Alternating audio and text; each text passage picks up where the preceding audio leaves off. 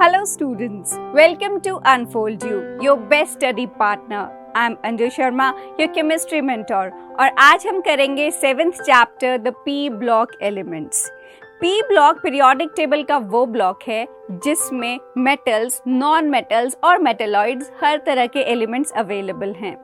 ये है ग्रुप 13 से लेके ग्रुप 18 तक, जिनको हम फैमिलीज के नाम से जानते हैं. Group 13 is called boron family, Group 14 is carbon family, Group 15 को निकोजेंस कहते हैं क्योंकि वो सफोकेटिंग स्मेल वाले होते हैं. Group 16 को हम चाल्कोजेंस कहते हैं, Group 17 को हेलोजेंस और Group 18 को नोबल गैसेस. जो ग्रुप 13 और ग्रुप 14 है वो हम +1 में करते हैं और अब हम करने वाले हैं ग्रुप 15 से लेके ग्रुप 18 तक.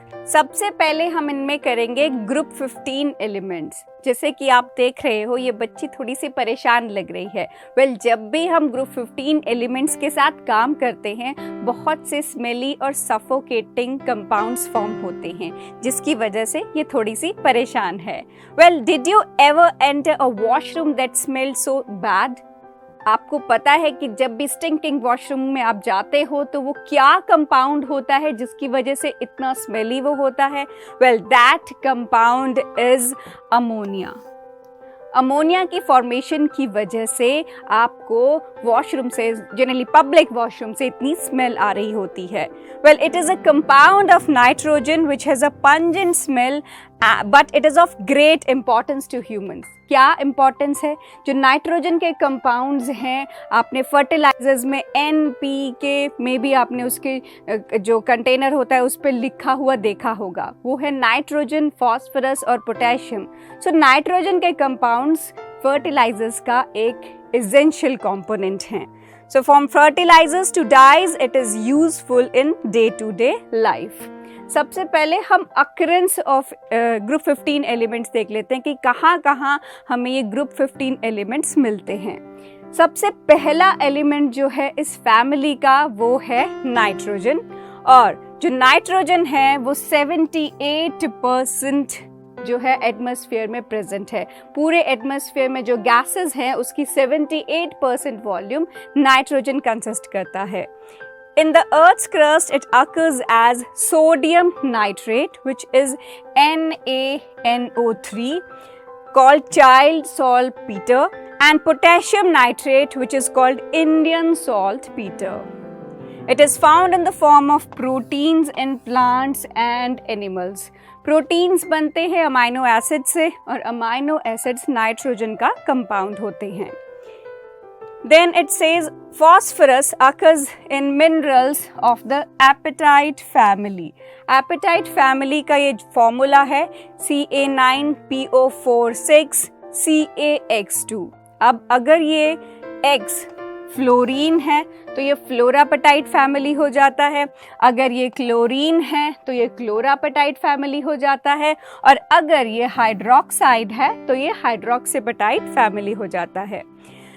जैसे कि इसने बताया है फ्लोरापेटाइट के लिए यहाँ पर X की जगह पर फ्लोरीन आ जाएगा and they are main components of phosphate rocks. Phosphorus is an essential constituent of animal and plant matter also. It is present in bones as well as in living cells. Bones में भी present होता है, living cells में भी present होता है phosphorus. और phosphoproteins जो हैं वो present होती हैं milk में और eggs में. आर्सेनिक, एंटीमनी और बिस्मथ जो हैं they are found mainly as sulphide minerals. जैसे हमने पिछला चैप्टर किया था जिसमें हमने ओर्स और मिनरल्स के बारे में पढ़ा था, तो ज़्यादातर ओर्स ऑक्साइड्स या सल्फाइड्स के फॉर्म में होती हैं, लेकिन आर्सेनाइड्स या एंटीमनी और बिस्मथ के फॉर्म में भी ये ओर्स मिलती हैं.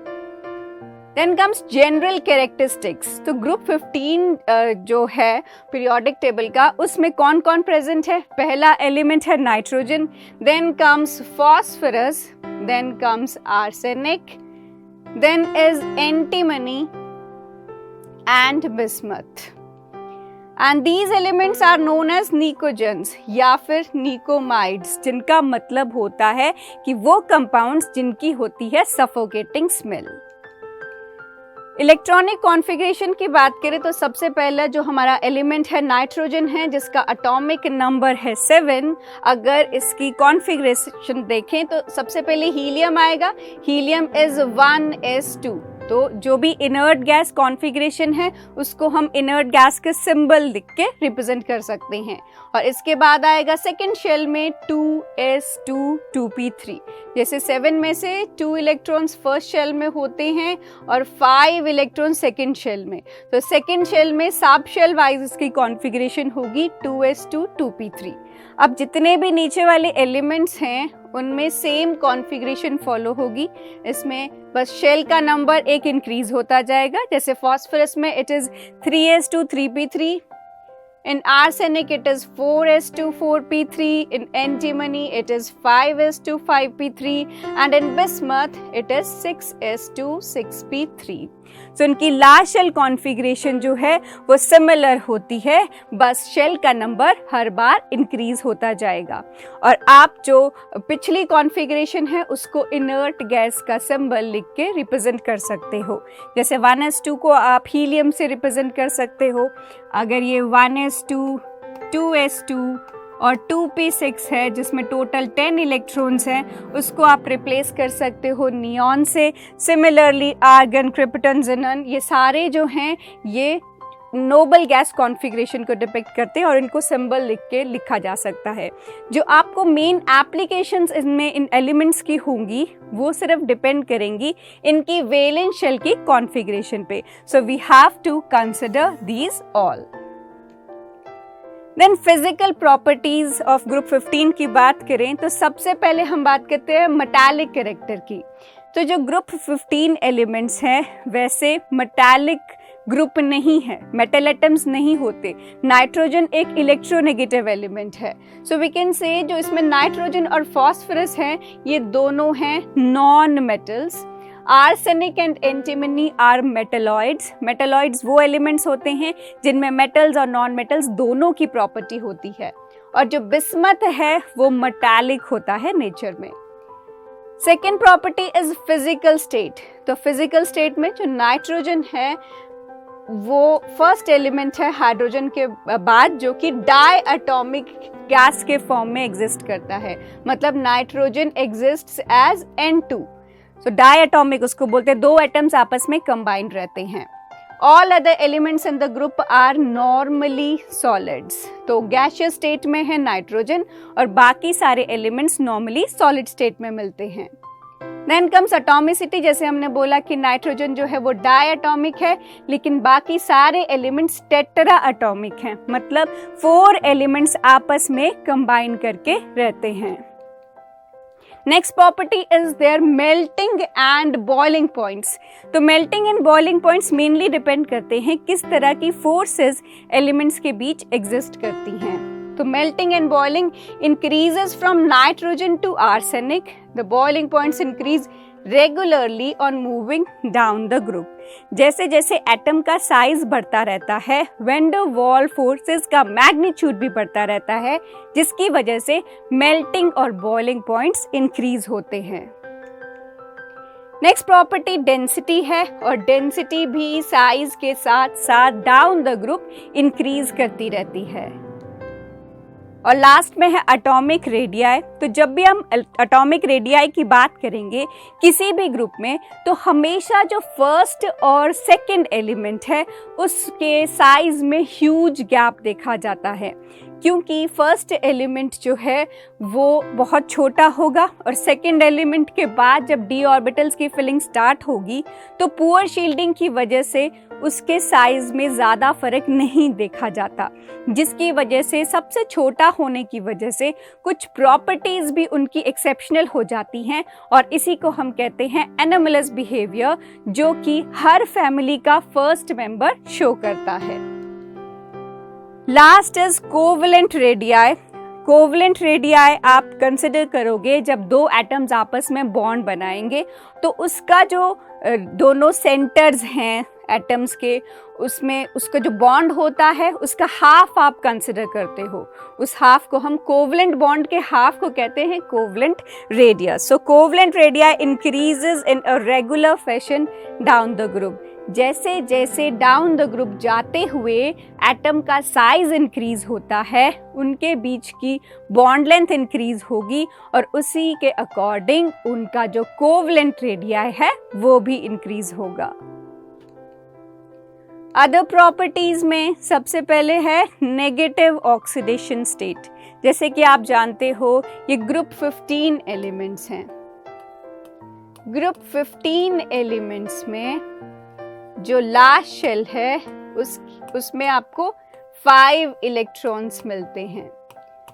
तो अगर ये एलिमेंट्स अपनी ऑक्टेट कंप्लीट करना चाहें तो उनको 3 इलेक्ट्रॉन्स और अपनी लास्ट शेल में ऐड करने पड़ेंगे ताकि वो टोटल 8 इलेक्ट्रॉन्स उस शेल में कंप्लीट कर सकें। अब 3 इलेक्ट्रॉन्स जब वो एक्सेप्ट करेंगे तो उनके ऊपर चार्ज होगा 3 नेगेटिव। तो सबसे कॉमन ऑक्सीडेशन स्टेट हम उसको बोलते हैं जो उनकी नॉर्मल कॉन्फ़िगरेशन उनको अलाउ करती है अपनी ऑक्टेट कंप्लीट करने के लिए। तो हम ये कह सकते हैं कि नॉर्मल कॉन्फ़िगरेशन इनको 3 इलेक्ट्रॉन्स एक्सेप्ट करना अलाउ करती है, जिसकी वजह से सबसे कॉमन ऑक्सीडेशन स्टेट इस ग्रुप की बन जाती है -3। और काफ़ी कंपाउंड्स आप देखोगे जिनमें ये एलिमेंट्स -3 की ऑक्सीडेशन स्टेट एग्जिबिट करते हैं। फिर है इनर्ट पेयर इफेक्ट, बहुत important topic. Inert pair effect क्या होता है? इनर्ट पेयर इफेक्ट ये कहता है जैसे मान लीजिए आपके पास एक फॉस्फोरस का एलिमेंट है। फॉस्फोरस के पास 1s2 2s2 2p6 और यहाँ है 3s2 and 3p3। Last shell में उसके पास s में 2 इलेक्ट्रॉन्स हैं और p में 3 इलेक्ट्रॉन्स हैं। ये था फॉस्फोरस। और दूसरा एलिमेंट जो आप कंसिडर करते हो दैट इज बिस्मथ, जिसके पास टोटल 6 शेल्स प्रेजेंट हैं। First, second, third, fourth, fifth और जो उसकी लास्ट शेल है 6th, उसमें आपको मिलेगा 6s2 एंड 6p3। अब जो s और p ऑर्बिटल्स होते हैं वो छोटे साइज होने की वजह से गुड शील्डिंग शो करते हैं।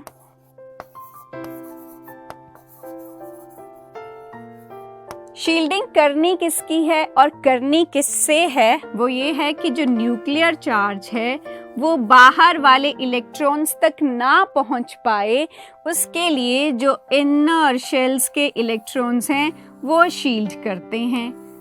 तो क्योंकि S और P इफेक्टिव शील्डिंग शो करते हैं, इसकी वजह से यहाँ के जो इलेक्ट्रॉन्स हैं वो इन शेल्स को पूरा प्रोटेक्ट करके इस पॉजिटिव चार्ज को बाहर आने से रोकते हैं।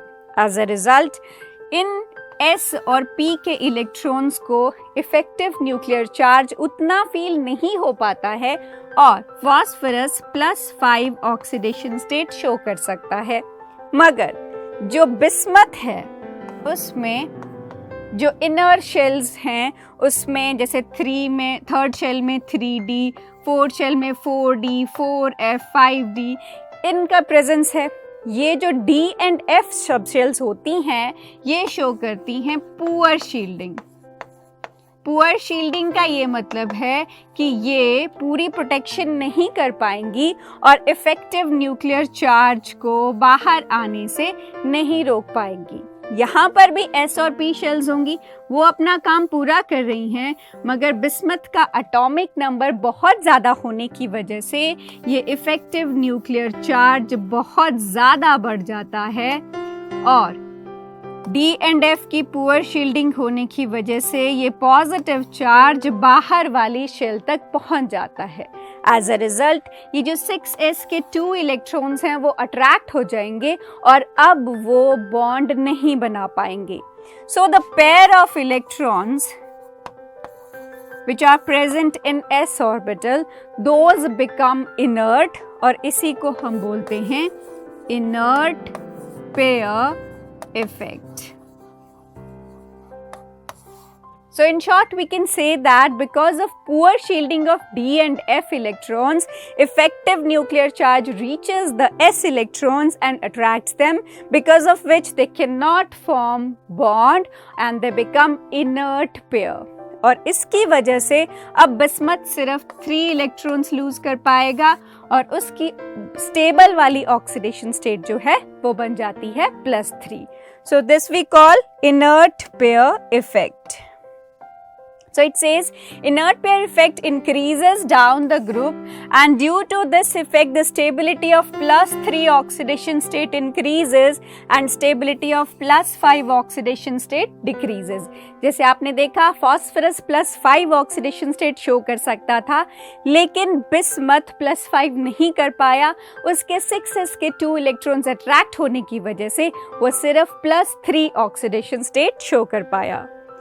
Next property is ionisation energy. So ये जो ग्रुप 15 है, इसकी लास्ट शेल में आपने देखा P में 3 इलेक्ट्रॉन्स हैं.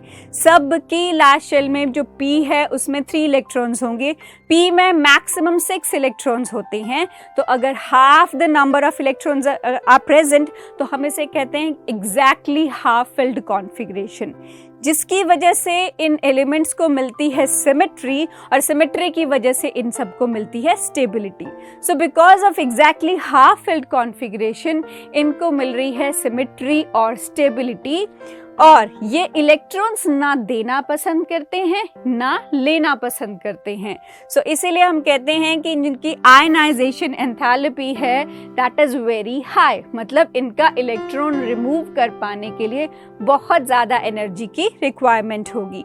So due to exactly half filled configuration, the ionization enthalpy of group 15 elements is quite high. Then comes electronegativity. Electronegativity वैसे तो ये मैंने बताया कि जो ग्रुप है वो नॉन मेटल्स का ही है, लेकिन नीचे आते आते डाउन द ग्रुप जाते जाते बिस्मथ जो है वो थोड़ा मेटालिक हो जाता है. सो इनिशियली जो नाइट्रोजन प्रेजेंट है, फॉस्फोरस प्रेजेंट है, उनका इलेक्ट्रोनेगेटिव नेचर है, लेकिन डाउन द ग्रुप जो इलेक्ट्रोनेगेटिविटी की वैल्यू है वो कम हो जाती है. And last property is about catenation. Catenation हमने ग्रुप 14 में पढ़ा था कि कार्बन जो है वो आपस में बड़ी लंबी लंबी चेन्स फॉर्म कर सकता है, और ये सेल्फ लिंकिंग ऑफ एटम्स की प्रॉपर्टी को हम कहते हैं कैटेनेशन. सो यहाँ पर नाइट्रोजन तो कैटेनेशन नहीं शो करेगा, नाइट्रोजन के सिर्फ 2 एलिमेंट्स आपस में कंबाइन कर सकते हैं, बट फॉस्फोरस 4 एलिमेंट्स आपस में कंबाइन कर सकते हैं. तो कैटेनेशन की प्रॉपर्टी जो है वो फॉस्फोरस में ज़्यादा देखने को मिलती है, और इसका जो रीज़न है वो है कि जब नाइट्रोजन और नाइट्रोजन आपस में बॉन्ड बनाते हैं तो उनका छोटा साइज होने की वजह से जो लोन पेयर हैं वो आपस में रिपल्शन शो करते हैं, जिसकी वजह से N single bond N stable नहीं होता. और कैटेनेशन होने के लिए आपको एलिमेंट्स के बीच का जो सिंगल बॉन्ड है वो स्टेबल मिलना चाहिए. So it says they exhibit the property of catenation due to weak MM bond to less extent than 14 group elements. bond CC NN PP AS AS इनकी एनर्जीज आपको given है, और आप इन energies को कंपेयर करोगे तो आप देखोगे कि ये एनर्जी मैक्सिमम है कार्बन कार्बन बॉन्ड के लिए, जिसकी वजह से जो कार्बन कार्बन बॉन्ड है वो कैटेनेशन, मतलब कार्बन जो है वो कैटेनेशन ज़्यादा शो कर पाता है as compare to rest of elements. So next है ऑक्सीडेशन स्टेट. जैसे मैंने बताया था कि ऑक्सीडेशन स्टेट इन एलिमेंट्स की जो सबसे फेवरेट वाली है या सबसे कॉमन वाली है that is -3. Now all the elements except bismuth that show allotropy. Allotropy किसको बोलते हैं? एलोट्रॉपी कहते हैं कि अगर एक एलिमेंट जो है वो अलग अलग फॉर्म्स में एग्जिस्ट कर सकता है, केमिकली वो सेम होते हैं लेकिन उनकी फिजिकल अपीयरेंस डिफर करती है. सो नाइट्रोजन की जो एलोट्रॉप्स हैं वो है A nitrogen and B nitrogen. Phosphorus में आप पढ़ते हो वाइट फॉस्फोरस, रेड फॉस्फोरस और ब्लैक फॉस्फोरस सबसे कॉमन है, ये 3 तरह के phosphorus. Arsenic grey, yellow, black. Antimony metallic, yellow और एक्सप्लोजिव एंटीमनी होता है. ऑक्सीडेशन स्टेट जैसे हमने बताया कि -3 सबसे कॉमन ऑक्सीडेशन स्टेट है, लेकिन ये वेरी कर सकता है किस एलिमेंट के साथ ये कंबाइन किए हैं, उसके अकॉर्डिंग ये अलग अलग ऑक्सीडेशन स्टेट शो कर सकते हैं। जैसे नाइट्रोजन जो है वो -3 से +5 ऑक्सीडेशन स्टेट शो कर सकता है। जो फास्फोरस है -3 +3 +4 +5 ऑक्सीडेशन स्टेट शो कर सकता है। आर्सेनिक, एंटीमनी और बिस्मथ, ये तीनों एलिमेंट्स +3 और +5 ऑक्सीडेशन स्टेट शो कर सकते हैं। हाइड्राइड्स, हाइड्राइड्स किसे कहते हैं? हाइड्राइड्स कहते हैं जब एलिमेंट हाइड्रोजन के साथ मिलकर बॉन्ड बनाता है। जैसे नाइट्रोजन जब हाइड्रोजन के साथ मिलेगा NH3 अमोनिया बना देता है। फास्फोरस हाइड्रोजन के साथ मिलके फॉस्फीन PH3 बनाता है। सो ये जब हाइड्रोजन के साथ ग्रुप 15 के एलिमेंट्स कंबाइन करते हैं, उनके हम कुछ प्रॉपर्टीज देखते हैं। तो it says all the elements of this group form hydrides of the type MH3, मतलब 3 हाइड्रोजन के साथ ये कंबाइन करेंगे, जैसे NH3 PH3, which are covalent and pyramidal in shape. Covalent मतलब कि ये 3 इलेक्ट्रॉन लूज करके नहीं बल्कि 3 इलेक्ट्रॉन्स शेयर करके ये वाले कंपाउंड्स फॉर्म करेंगे। Some properties follow the order, which are NH3 is greater than PH3, which is greater than ASH3, then antimony with H3 and bismuth with H3।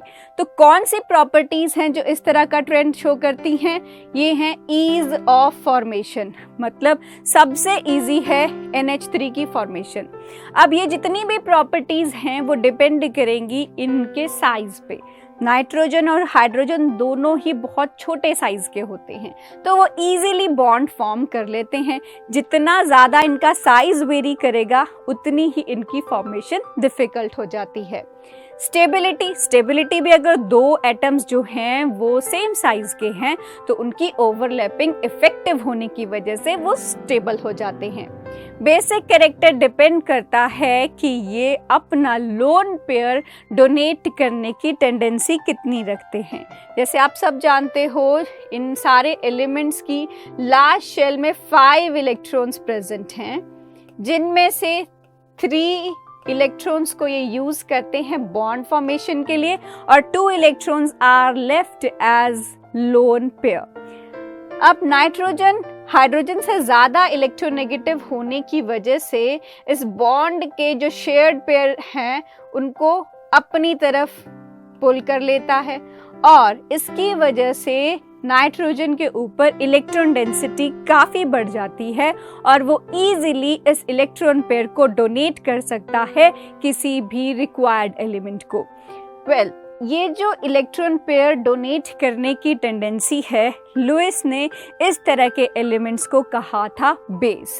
तो मतलब ये NH3, PH3, ASH3 they behave like bases और जितना ज़्यादा कोई easily अपना lone pair donate कर सकता है उतना ही वो स्ट्रॉन्गर बेस होता है। सो सबसे स्ट्रॉन्ग बेस होगा इसमें ammonia, then phosphine, arsine, stibine and then bismuthine. Solubility depend करती है हाइड्रोजन बॉन्ड पे और इलेक्ट्रोनेगेटिविटी जिस एलिमेंट की ज़्यादा होगी वो ज़्यादा इफेक्टिव हाइड्रोजन बॉन्डिंग शो करके सॉल्युबिलिटी को इंक्रीज कर लेता है। बॉन्ड एंगल की बात करें तो बॉन्ड एंगल भी डिपेंड करता है इलेक्ट्रोनेगेटिविटी ऑफ एलिमेंट पे। जैसे नाइट्रोजन सबसे ज़्यादा इलेक्ट्रोनेगेटिव है और आपने देखा इलेक्ट्रॉन डेंसिटी यहाँ सबसे ज़्यादा है तो रिपल्शंस भी सबसे ज़्यादा यहीं पर होती हैं, इसीलिए बॉन्ड एंगल आपको मैक्सिमम मिलता है NH3 में। Strength of metal and hydrogen bond, जिसे मैंने बताया अगर एलिमेंट सेम साइज के होते हैं तो उनकी इफेक्टिव ओवरलैपिंग होती है जिसकी वजह से जो उनका बॉन्ड बनता है वो स्ट्रॉन्ग बनता है। इसीलिए सबसे स्ट्रॉन्ग बॉन्ड होगा NH3 का, क्योंकि नाइट्रोजन और हाइड्रोजन का जो साइज है वो कंपेरेबल होगा as compare to rest of all these. Dipole moment depend करता है कि कोई भी एक एलिमेंट का चार्ज और उनके बीच का डिस्टेंस, वो that is mu is equal to Q into D। इस फॉर्मूला से हम डायपोल मोमेंट कैलकुलेट कर सकते हैं। इनमें कैसे आपको कैलकुलेट करना है, जैसे नाइट्रोजन आप देख रहे हो ज़्यादा इलेक्ट्रोनेगेटिव है, तो ये सारी बॉन्ड्स के इलेक्ट्रॉन्स अपनी तरफ खींचेगा, लोन पेयर भी ऊपर को होती है, इसीलिए ये सब ऐड हो जाते हैं, दे बिहेव लाइक वेक्टर्स और सब ऐड होके आपको हाई डायपोल मोमेंट की वैल्यू देते हैं। Then comes decomposition temperature. Decomposition temperature या thermal stability आप इसको कह सकते हो। अब अगर आप इनमें से किसी को भी हीट करते हो तो कौन सबसे ज़्यादा स्टेबल होगा? जिसका सबसे ज़्यादा स्ट्रॉन्ग बॉन्ड होगा, और सबसे ज़्यादा स्ट्रॉन्ग बॉन्ड यहाँ पर होगा NH3 का, क्योंकि ये दोनों एलिमेंट्स ऑलमोस्ट सेम साइज के होते हैं। Next is some properties follow the order. अब कुछ प्रॉपर्टीज ऐसी हैं जो रिवर्स ऑर्डर शो करती हैं, जैसे कि रिड्यूसिंग कैरेक्टर। रिड्यूसिंग कैरेक्टर का क्या मतलब है? कौन अपने हाइड्रोजन को सबसे इजीली छोड़ सकता है? वो वही करेगा जिसका बॉन्ड स्टेबल नहीं है या जिसके साइज में सबसे ज्यादा डिफरेंस है। तो सबसे ज्यादा डिफरेंस यहाँ पर होगा बिस्मथ और हाइड्रोजन में। बिस्मथ इस ग्रुप 15 का सबसे बड़ा एलिमेंट है, तो उनमें और हाइड्रोजन में जो साइज का डिफरेंस है बहुत ज़्यादा होगा और बॉन्ड लेंथ बड़ी होगी, जिसकी वजह से थोड़ा सा आप उसको हीट करते हो तो वो अपना हाइड्रोजन रिमूव कर देता है और बन जाता है reducing in nature. Covalent character भी बिस्मथ का ही सबसे ज़्यादा होता है। पॉइजनस कैरेक्टर भी इसी ऑर्डर में इंक्रीज होगा और रेट ऑफ कंबशन भी इसी ऑर्डर में इंक्रीज होता है। देन बॉइलिंग पॉइंट्स का थोड़ा सा एक्सेप्शन है। बॉइलिंग पॉइंट जनरली तो डिपेंड करता है साइज पे। जैसे जैसे साइज इंक्रीज होता है, वैन डर वाल फोर्सेस का मैग्नीट्यूड भी इंक्रीज होता है और बॉइलिंग पॉइंट भी इंक्रीज होता है। बट नाइट्रोजन जो है अपनी इलेक्ट्रोनेगेटिविटी की वजह से हाइड्रोजन बॉन्ड फॉर्मेशन करता है, जिसकी वजह से एक्सपेक्टेड होता है कि ये सबसे एंड में हो, मगर इस ट्रेंड में ये 3rd नंबर पे है। तो this is because of hydrogen bonding, जो कि पूरे पीरियोडिक टेबल में सिर्फ 3 एलिमेंट शो कर सकते हैं। First is fluorine, second is oxygen and third is nitrogen. Halides की बात करें तो जो ये एलिमेंट्स हैं ग्रुप 15 के, वो ट्राई हेलाइड्स या पेंटा हेलाइड्स फॉर्म कर सकते हैं, जैसे कि PCl3, PCl5 सबसे कॉमन। लेकिन जो नाइट्रोजन है वो NCl5 नहीं बना सकता, बिकॉज नाइट्रोजन जो है वो 5 बॉन्ड फॉर्मेशन नहीं कर सकता। उसके पास नॉर्मल जो कोवलेंट बॉन्ड है वो 3 बन सकते हैं, और अगर वो अपना लोन पेयर डोनेट करे तो वो 4 बॉन्ड्स बना सकता है।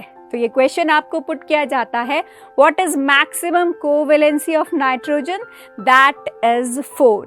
Nitrogen can form maximum of 4 bonds, 3 normal covalent and 1 coordinate bond.